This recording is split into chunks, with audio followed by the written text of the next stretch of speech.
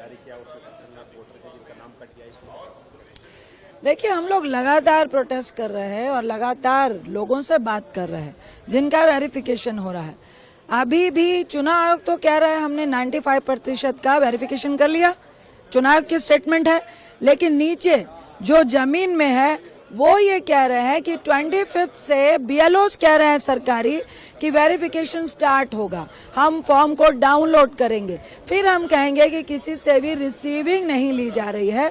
तो धरातल का तो काम ही कुछ और है और चुनाव आयोग जो स्टेटमेंट दे रहा है उस दोनों का टैली नहीं कर रहा है। तो इसका साफ मतलब है कि दाग में काला है। आपकी लिस्ट पहले से तैयार है, वेरिफिकेशन तो सिर्फ एक जुमला और बहाना है जो लोगों को दिखाने के लिए और परेशान करने के लिए।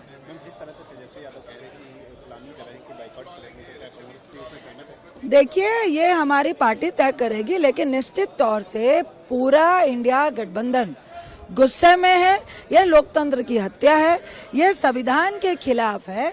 आप लोकतंत्र में डेमोक्रेसी का वोटर राइट छीनकर आप तो उनका लोकतंत्र का राइट ही छीन रहे हैं।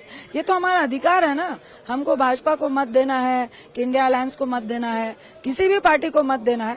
तो निश्चित तौर से जो तेजस्वी जी भी कह रहे हैं वो तो हमारी पार्टी निर्णय लेगी, लेकिन राहुल गांधी जी तो कंटिन्यू पहले से ही इसका विरोध कर रहे हैं। और ये बहुत ही गंभीर मसला है कि जब वोटर का राइट ही एक तरह से आप जब्त कर लेंगे तो फिर वोट देने का और चुनाव कराने का मतलब ही क्या रह जाता है। बाइकआउट से क्या समस्या का समाधान हो जाएगा, क्योंकि आप तो इलेक्शन प्रोसेस से ही हट जाएंगे तो बीजेपी और मजबूत। देखिए, ये उनकी स्टेटमेंट है, मैं कह रही हूँ कि ये गंभीर मामला है। एक तरफ आप बाइकआउट की बात, निश्चित तौर से हम लोगों को सबको गुस्सा है, लेकिन अगर वोटर का राइट ही नहीं होगा, आप वोट डालने ही नहीं जाने दीजिएगा, तो ये तो लोकतंत्र की हत्या हो जाएगी। तो चुनाव का क्या महत्व है, चुनाव का मतलब क्या है, डेमोक्रेसी का मतलब ही क्या रह जाएगा।